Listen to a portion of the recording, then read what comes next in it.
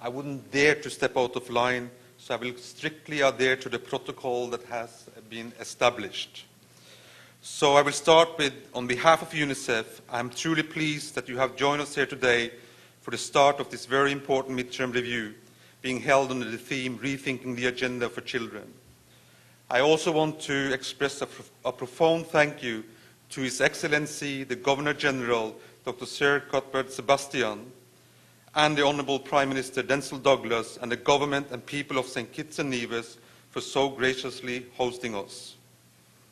Today, as we begin this midterm review of the UNICEF Eastern Caribbean Multi-Country Programme, the debate about our children rage on around us.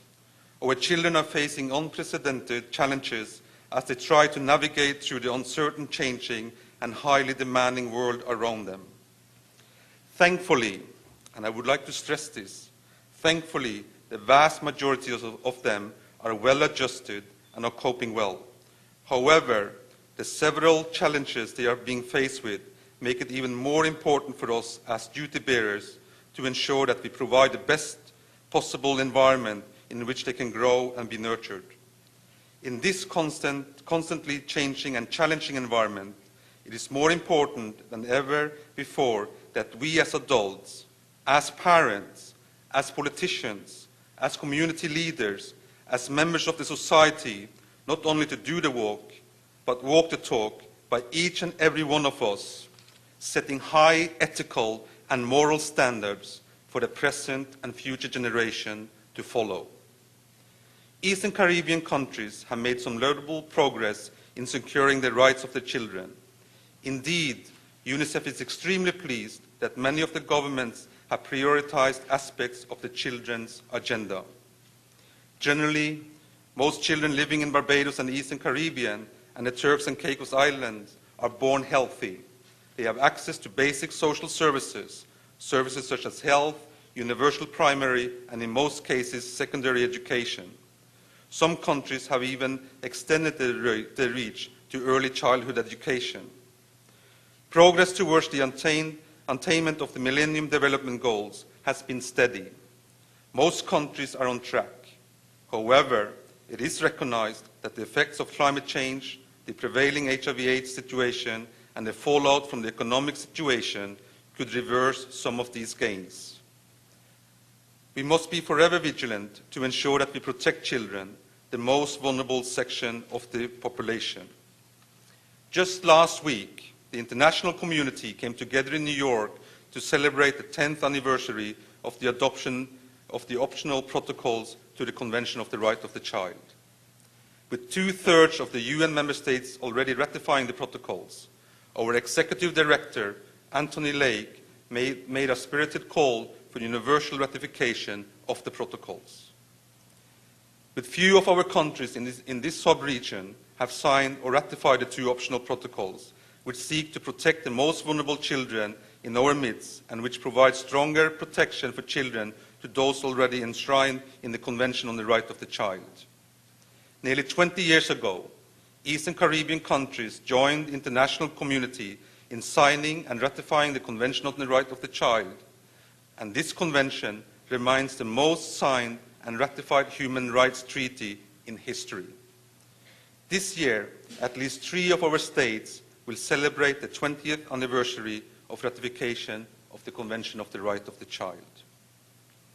By ratifying the Convention of the Right of the Child, Eastern Caribbean countries committed to protect and ensuring children's rights. They also committed to developing and undertaking all action and policies in the light of the best interest of the child. We are satisfied that all our governments are taking this international commitment very seriously. However, we remain deeply concerned that the sub-region continues to lag behind most countries around the world as it comes to their accountability to report on their progress on the CRC implementation. Honourable Ministers, UNICEF strongly urges your governments to take advantage of this momentous year to finalise and submit any outstanding state party report on the implementation of the Convention of the Rights of the Child and sign and ratify the 2 optional protocols of the Convention of the Right of the Child. We will continue, as we have done, to work with governments to provide whatever support is necessary to ensure this obligation is met. It is only through partnership that we can champion the cause of children. The program we are reviewing this week is a joint one between UNICEF and the 10 governments involved in the multi-country program. It is a partnership that has borne results.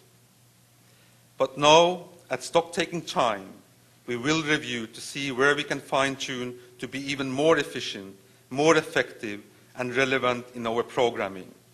And as we proceed, we will work closely with the OSCE Secretariat, which has achieved significant progress on behalf of the sub-region people. And this recognition is further cemented by OSCE Secretariat and UNICEF signing, for the first time ever, annual work plans which clearly define and set out the goal for 2010. And as you know, under the leadership of the government of St. Kitts and Nevis, also OSCS is co-hosting this important event. Dr. Fletcher, please be ensured that the journey which we have started together will yield results for the present and future generation of the Caribbean.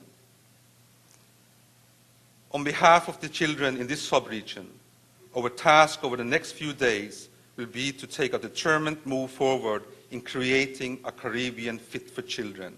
I thank you and hope we have a most productive midterm review.